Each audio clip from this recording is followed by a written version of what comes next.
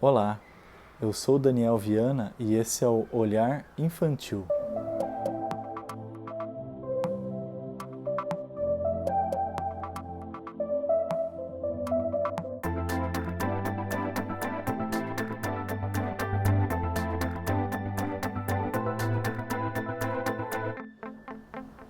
O conteúdo de hoje é um brinquedo bem conhecido, vários pais, vários professores já conhecem esse brinquedo, alguns pais ainda não conhecem ou estão conhecendo agora há pouco tempo.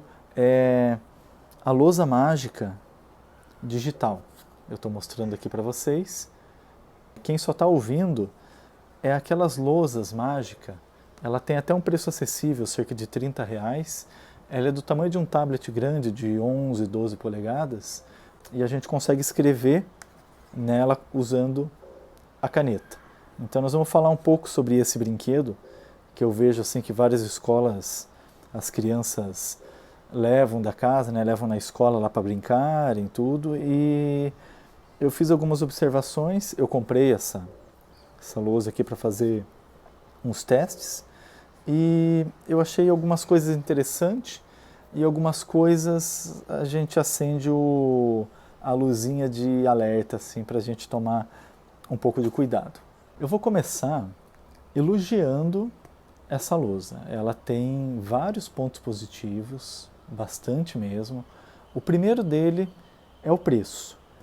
Essa lousa aqui, o preço dela varia em torno de R$ 20 a cerca de R$ 50 que eu vi em sites, em algumas lojas aí. 20, R$ 25 seriam as versões que são menores do que essa, cerca assim de metade, como se fosse um tablet de 9 polegadas, mais ou menos, aí de 8 a 9 polegadas. E essa versão aqui é em torno de R$ 35 a R$ 50, às vezes, que a gente encontra em sites, que é a versão de 12 polegadas. O segundo é o peso. Ele é relativamente leve, é muito leve, então a criança pode colocar numa mochila, né, não vai atrapalhar, o peso não vai, vamos dizer, prejudicar ela de ficar segurando ali por um tempo desenhando, então o peso dela é bem seguro. Ele até tem uns furinhos que pode amarrar ele e deixar às vezes na parede, em algum lugar para a gente usar para fazer anotação, ou deixar em algum lugar e coloca uma cordinha para não sair muito daquele lugar. Então já tem alguns furinhos aqui para poder fixar ou para pendurar ela, né? O terceiro item, ele tem uma construção relativamente simples. Ele é o fundo em plástico e essa película, que é uma película em LCD, parece, alguma coisa assim, que ele tem uma sensibilidade a toque. Eu acho que a distância aqui da câmera não vai mostrar, mas eu risco ele vai retirando essa parte escura, né, essa parte preta aqui, e ele vai revelando o fundo, que nesse caso ele é colorido, ele muda de cores aqui. Tem azul, ele passa para verde claro, depois ele volta para azul de novo, e um tom de verde mais ou menos, né? Então, caso a criança queira, ou o adulto pode pintar inteiro essa tela aqui, e depois a gente aperta o botãozinho aqui, ele apaga, ele reinicia e a gente pode escrever de novo várias vezes. Essa bateria, né, nesse primeiro item aqui, que ele tem uma construção simples, ele tem essa base, a tela, e ele vem com essa canetinha, que ela não é um tamanho tão pequeno, então, né, não vai, acredito que não vai oferecer nenhum perigo. E ele é resistente também à batida, acho que dificilmente ele vai quebrar esse aparelho aqui. E ele tem uma bateria que ele é protegido por um parafuso, então dificilmente a criança vai ter acesso a esse parafuso, a esse parafuso e a essa pilha aqui. E a pilha ela é utilizada apenas quando a gente aperta o botão para desligar. Então a gente aperta o botão, ele vai utilizar a energia da pilha. Segundo o fabricante, uma carga da pilha dura em torno de 2 anos, 1 ano e meio, 2 anos aí. Então ele vai durar até a criança enjoar desse brinquedo aqui. Mas enfim, ele tem mais um ponto positivo. Ele é um brinquedo, uma ferramenta, vamos dizer assim também, de fazer desenho, ele é bem silencioso, então não é aquele brinquedo que você vai dar de presente e a criança às vezes vai ficar em algum horário brincando com aquilo fazendo muito barulho, algum carrinho que faz barulho, algum outro brinquedo que faça, assim, que toque música, alguma coisa. Então ele é silencioso, ok ali para a criança usar a qualquer horário e não atrapalhar a rotina dos pais na casa ou em algum lugar, às vezes que a criança queira brincar. Então esse aí eu considero como um ponto positivo também. O outro ponto positivo, ele executa a criatividade. Então a criança ela vai utilizar essa caneta, mas ela pode utilizar a unha também para ela escrever. Eu não sei se vai aparecer aqui de longe. Então a gente pode utilizar a unha aqui para fazer desenho. Ou algum lápis assim que não tenha ponta muito fina, porque daí ele pode estragar essa superfície, mas a criança ela pode testar outros materiais para tentar riscar. E lembrando que não pode fazer, às vezes, com tanta pressão, algum material que não seja a caneta aqui, até a caneta mesmo não pode usar com tanta pressão, que ele pode vir a estragar. Mas eu fiz uma pressão média, de média para forte, e ele está funcionando ok, assim, não tem nenhum problema. Mas o maior risco seria alguma ponta que não seja redondinha, uma ponta mais fina aqui que pode prejudicar. Então esse é um ponto positivo também. E essa criatividade, né, que eu falei agora como ponto positivo, ela é, em um certo ponto, ela é limitada, mas nós vamos falar agora nos pontos negativos que eu já vou falar sobre a criatividade, certo? O primeiro ponto negativo, ele é a ausência de cores para escrever. Então, a cor, ela é o fundo dessa tela. Então, se ela tem esse fundo que é verde e azul, como se fosse um arco-íris aqui no fundo, né, dessas duas cores, ela acaba sendo uma cor bem limitada. A criança só vai poder desenhar nessa cor. O que não é problema, porque ela pode estar testando vários outros tipos de linha, faz linhas em círculo, faz linhas retas, linhas curvas, né? Enfim, ou pontos também, ela pode usar a criatividade dela em outros formatos assim, mas no quesito cor, ele acaba sendo limitado, que ele só tem uma cor. Mas junto com essa limitação de cor, eu deixei anotado aqui, ele tem uma limitação do estilo da escrita. Então, se a criança utilizar só essa canetinha aqui, ela vai ter apenas um tipo de traço. Mas eu posso alterar um pouquinho a pressão, ele vai sair um pouquinho mais fino, mas é bem limitado essa alteração de pressão.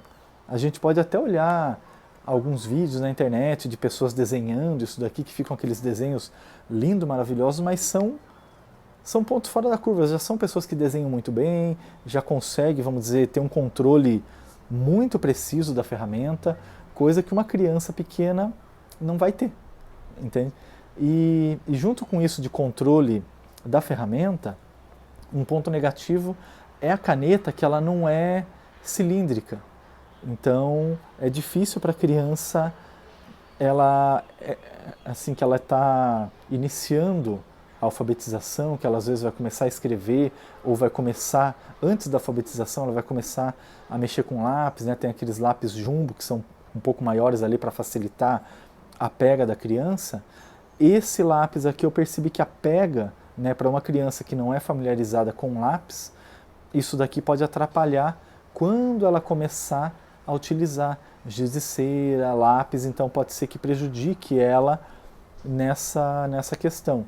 Mas quando eu falo prejudico, é se ela ficar utilizando muito tempo isso daqui, ela só utilizar essa luzinha mágica como ferramenta de desenho. Então, a minha observação é para não deixar assim que essa lousa seja usado em excesso, que ela utilize outras coisas, né? Eu deixei anotado aqui também que ela não tem a pressão da escrita que as outras ferramentas de pintura têm. Um pincel, um giz de cera, o giz de lousa mesmo, que a criança pode pintar um chão, uma parede, ela pode colocar esse esse giz de lousa, ela pode colocar de lado e raspar no chão. Se ela colocar muita pressão, o giz ele acaba rápido, então ela às vezes vai ter que aprender a desenhar mais leve para ela curtir melhor aquele giz. E os outros materiais também. O lápis, ela vai aprender que se ela fazer muita pressão no lápis, a ponta do lápis quebra, ou depende do ângulo que ela use o lápis, ele quebra mais fácil do que você usar de um determinado ângulo diferente. Então, essas nuances que a criança aprende com esses outros materiais, com pincel, também com vários outros, ela não consegue ter com essa lousa. Mas eu não estou falando para não comprar para ela, mas a gente sempre fala assim que é bom a gente tomar o cuidado com excessos. Então, substituir isso daqui em vários horários para a criança ficar brincando, eu não vejo como saudável, porque a criança ela tem que ter outras experiências, mas ela pode utilizar isso daqui junto com algum outro material.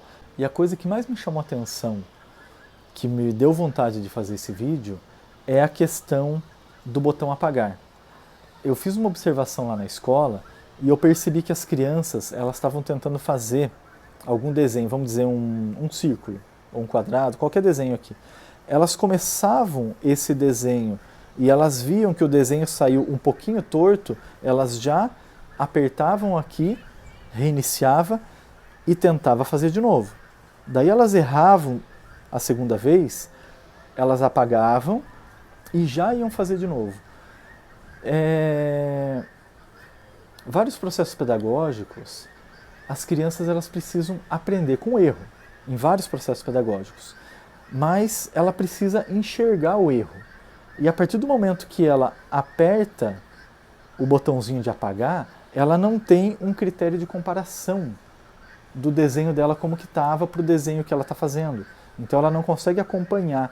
E numa folha de papel, a criança ela vai tentar desenhar uma coisa, ela errou, ela vai desenhar às vezes do lado, ou às vezes ela quer virar o papel, mas ela tem, depois ela vai ver o que ela desenhou e ela mesma consegue perceber, olha, essa bolinha ela estava meio torta. Depois eu fiz várias vezes a bolinha e a bolinha começou a sair um pouquinho mais parecida assim com bolinha mesmo, com o círculo. Então, esse critério que a criança não tem ali como comparar o desenho anterior, um traço anterior que ela fez, eu acredito que é um dos principais fatores para a gente evitar o uso em excesso dessa ferramenta. É um brinquedo bacana, né, que eu falei ferramenta, mas pode ser considerado brinquedo, ou uma ferramenta para desenho, uma segunda opção para desenho, enfim. Eu vejo assim que é uma ferramenta assim deliciosa de se brincar. Adultos também se divertem, é divertido. A gente pode usar isso daqui como quadro de aviso ali para deixar na sala ou na geladeira, deixa pendurado ali, a gente assim faz uma lista de compras. Enfim, a gente pode dar vários fins para isso daqui. Eu até tenho um projetinho que eu quero fazer, eu quero ver se eu desmonto isso daqui e faço uma coisa diferente aí, depois eu mostro para vocês qualquer coisa. Caso tenha aí bastante acesso, a gente viu aí que a pessoa gostou desse conteúdo, eu faço um segundo vídeo mostrando que fim levou essa lousa aqui, que ela não vai ficar assim, ela vai ter um outro fim, certo? Então, eu acredito que é um brinquedo interessante aí para se presentear, ele tem um custo extremamente baixo, é simples de usar, tudo, mas a gente deve ter esse cuidado com o excesso de uso nele. Tudo bem? Agora eu quero fazer um convite para vocês. E quem já conhece o canal aí já sabe, mas assim, se você caiu de paraquedas nesse conteúdo, eu convido você a assistir os outros vídeos que nós temos também aqui na nossa plataforma. E eu não sei se você está na plataforma de podcast ou está vendo pelo YouTube, enfim, mas o Spotify vocês conseguem assistir por vídeo também. E os outros canais, YouTube Podcast, Apple Podcast, infelizmente é apenas por áudio, certo? Mas daí, caso ficou curioso, acessa pelas plataformas que pode assistir em vídeo e compartilha aí para o pessoal, curte o conteúdo, porque daí a gente consegue mais engajamento, a gente consegue visitar mais pessoas com esse conteúdo e acaba ajudando muito o olhar infantil a se espalhar mais aí por esse mundão afora. Tudo bem? Se você achou muito, mas muito interessante esse conteúdo e você quer ajudar financeiramente também com o nosso projeto aí, que a gente às vezes precisa de uma coisa ou outra aí, a gente sempre está aí precisando de uma ajuda financeira aí para o nosso canal poder avançar mais ainda, considere em fazer um Pix também. O Pix está na tela e na descrição do nosso episódio. Tudo bem? O meu muito obrigado e até mais.